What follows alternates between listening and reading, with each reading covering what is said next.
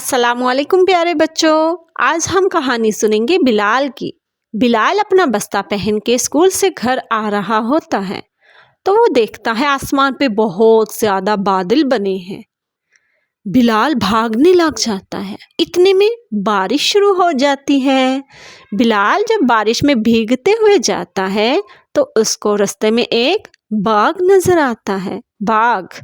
बिलाल देखता है कि बाग में एक बिल्ली, बंदर और एक बकरी होती है। बिलाल कुछ आगे जाता है तो उसको एक बतख भी नजर आती है बाग में। बिलाल उनको अल्लाह हाफिज कहते हुए अपने घर चला जाता है। ये क्या, उसके कमरे में तो फुल अंधेरा है। अब बिलाल क्या करेगा?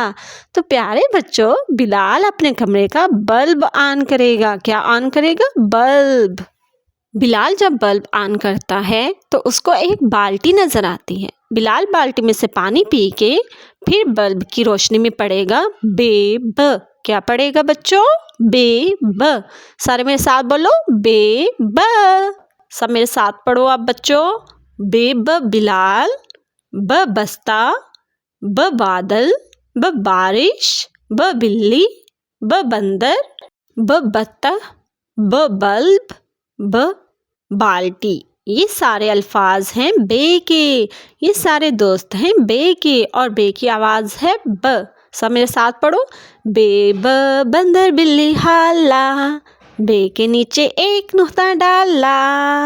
ओके प्यारे बच्चों, अल्लाह हाफिज़।